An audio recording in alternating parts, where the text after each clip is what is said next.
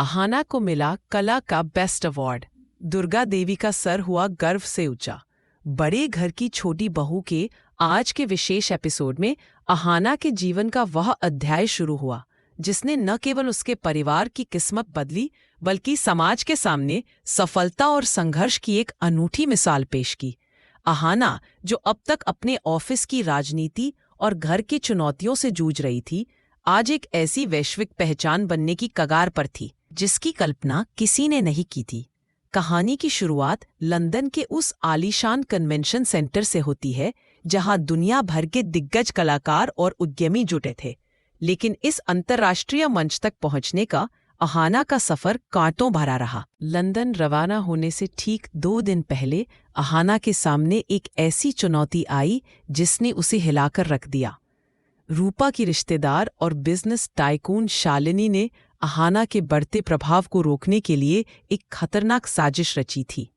शालिनी ने बंदरगाह के कुछ अधिकारियों को रिश्वत देकर अहाना की मूर्तियों वाला वह कंटेनर गायब करवा दिया जिसे प्रदर्शनी के लिए लंदन भेजा जाना था।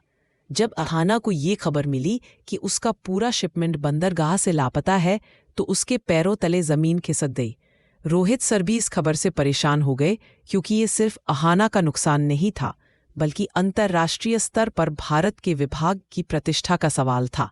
अहाना के ऑफिस में फिर से कानाफूसी शुरू हो गई कि शायद अहाना इस बार हार मान लेगी। लेकिन अहाना अब वह पुरानी सहमी हुई बहू नहीं थी। उसने अपनी सासू माँ दुर्गा देवी के चरणों को छुआ और उनसे कहा, माँ, मिट्टी से सोना बनाना आपने सिखाया है, अब उस सोने की हिफाजत करना मेरी जिम्मेदारी है। दुर्गा देवी ने अहाना के सिर पर हाथ रखकर कहा, बेटी, जब तक तेरी नीयत साफ है ये मिट्टी तेरा साथ नहीं छोड़ेगी। जा और अपना हक वापस लेकर आ। अहाना ने अपनी सूझबूझ का परिचय देते हुए कारखाने में लगे सीसीटीवी और जीपीएस ट्रैकर्स की मदद ली। उसने पाया कि जिस ट्रक में मूर्तियां लादी गई थी वे कभी बंदरगाह पहुंचा ही नहीं था बल्कि उसे शहर के बाहरी इलाके में एक पुराने गोदाम में ले जाया गया था। अहाना ने पुलिस और रोहित सर को साथ लिया और उस गोदाम पर छापा मारा।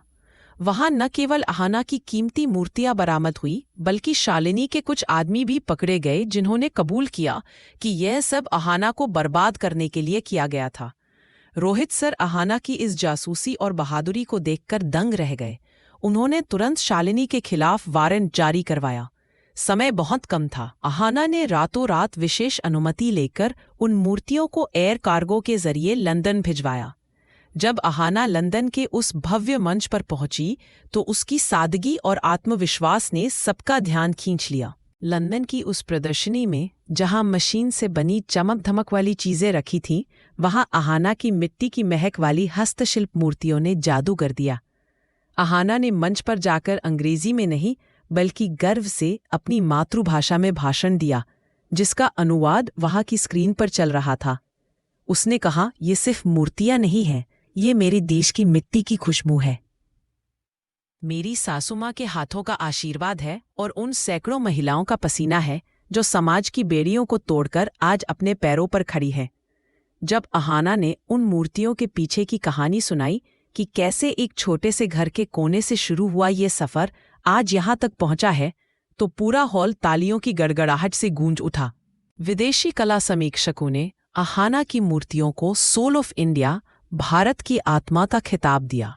अहाना को वहां international entrepreneur of the year के स्वर्ण पदक से नवाजा गया।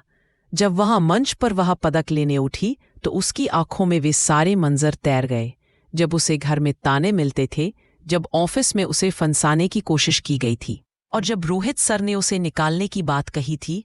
आज वही रोहित सर लंदन में दर्शकों के बीच बैठकर गर्व से अहाना के लिए तालियां बजा रहे थे। भारत वापस लौटने पर अहाना का स्वागत किसी राष्ट्रीय नायक की तरह हुआ। हवाई अड्डे पर खुद मंत्रालय के बड़े अधिकारी और रोहित सर अपनी पूरी टीम के साथ मौजूद थे। पूरे मोहल्ले को दुल्हन की तरह सजाया गया था। दुर्गा देवी ने अपनी बहू की आरती उतारी और उसे गले लगाकर कहा, आज तूने सिर्फ मेरा मान नहीं बढ़ाया बल्कि उन हजारों महिलाओं को उम्मीद दी है जो सोचती थीं कि वे कुछ नहीं कर सकती। अहाना ने अपना पदक अपनी सासू माँ के गले में डाल दिया और कहा, माँ, यह जीत आपकी है क्योंकि आपने मुझ पर तब भरोसा किया जब मैं खुद पर भरोसा नहीं कर पा रही थी। अगले कुछ महीनों में अहाना ने उस 50 लाख के कॉन्ट्रैक्ट और सरकारी अनुदान की मदद से अपने छोटे से कारखाने को एक अत्याधुनिक हस्तशिल्प केंद्र में बदल दिया।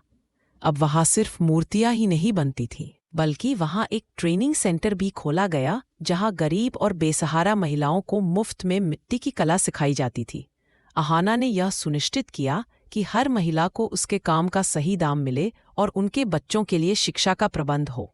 रोहित सर ने अहाना को विभाग का चीफ मेंटर नियुक्त किया ताकि वह अन्य सरकारी प्रोजेक्ट्स को भी अपनी सूझबूझ से दिशा दे सके। कहानी का सबसे भावुक मोड़ तब आया जब जेल से छूटने के बाद रूपा, जो अब पूरी तरह टूट चुकी थी और समाज में अपनी पहचान खो चुकी थी, अहाना के पास काम मांगने आई। ऑफिस के लोग उसे धिक्कार रहे थे, लेकिन अहाना ने बड़प्पन दिखाते हुए रूपा को माफ कर दिया। अहाना ने रूपा से कहा, नफरत की आग सिर्फ जलाने का काम करती है, लेकिन मिट्टी जोड़ने का काम करती है। अगर तुम सच में अपनी गलती सुधारना चाहती हो तो यहाँ आकर इन महिलाओं की मदद करो। रूपा अहाना के पैरों में गिरकर रोने लगी। अहाना के इस व्यवहार ने सबका दिल जीत लिया और लोगों को यह समझ आया कि असली सफलता सिर्फ पैसा कमाना नहीं, बल्कि लोगों के दिल जीतना और उन्हें सही राह दिखाना है। आज अहाना जब अपने ऑफिस के केबिन में बैठती है तो उसकी मेज पर वह 7 लाख का चेक और वह अंतर्राष्ट्रीय पदक रखा होता है। ये दोनों चीज़ें उसे याद दिलाती हैं कि संघर्ष चाहे कितना भी लंबा हो, अगर इंसान अपनी जड़ों से जुड़ा रहे और ईमानदारी का रास्ता ना छोड़े तो आसमान की ऊंचाइयों को छूना नामुमकिन नहीं है। बड़े घर की छोटी बहू अहाना अब केवल एक नाम नहीं, बल्कि एक मिसाल बन चुकी थी। उसने घर संभाला, ऑफिस संभाला और सबसे बढ़कर अपने स्वाभिमान को संभाला। अहाना का यह सफ़र हमें सिखाता है कि सफलता का कोई शॉर्टकट नहीं होता और जो लोग दूसरों के लिए गड्ढा खोदते हैं वे अंततः खुद उसमें गिर जाते हैं। अहाना की ईमानदारी ने उसे न केवल एक सफल उद्यमी बनाया, बल्कि उसे उस बड़े घर की सबसे सम्मानित सदस्य भी बना दिया। अहाना और दुर्गा देवी की यह जोड़ी भारतीय टेलीविजन के इतिहास में सास बहू के रिश्तों की एक नई और सकारात्मक परिभाषा के रूप में अमर हो गई। उसकी कंपनी अहाना क्रिएशंस का टर्नओवर अब करोड़ों में था, लेकिन जहां शोहरत होती है वहां नई चुनौतियां भी आती हैं। चालाक बिजनेसमैन विक्रम मल्होत्रा की एंट्री होती है। विक्रम अहाना की कंपनी को खरीदना चाहता था ताकि वह मिट्टी की इन कलाकृतियों का मशीनीकरण करके मोटा मुनाफा कमा सके। उसने अहाना को करोड़ों का ऑफर दिया, लेकिन अहाना ने इसे ठुकरा दिया। अहाना का मानना था कि मशीनों से मूर्तियां तो बन सकती हैं, लेकिन उनमें वह आत्मा और मिट्टी की खुशबू नहीं होगी जो हाथों से बनाने में आती है। हार से बौखलाया विक्रम अहाना के परिवार में दरार डालने की कोशिश करता है। वह अहाना के देवर को लालच देकर घर की गुप्त डिजाइन्स और बिजनेस डील की जानकारी चुराने के लिए उकसाता है।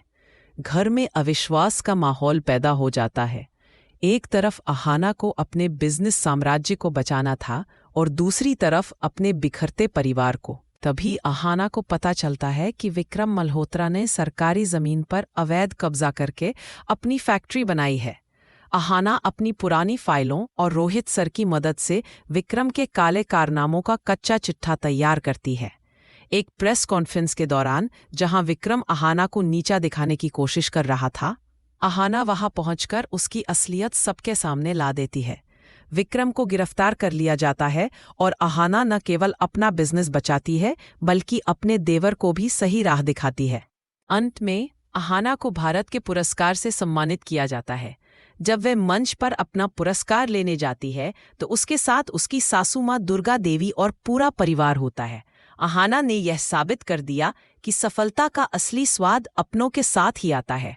बड़े घर की छोटी बहू ने अब यह दिखा दिया कि वह न केवल मिट्टी से सोना बनाना जानती है, बल्कि उस सोने की चमक को दुनिया भर में फैलाना भी जानती है। आज के एपिसोड में बस इतना ही। कमेंट में बताएं ये स्टोरी कैसा लगा।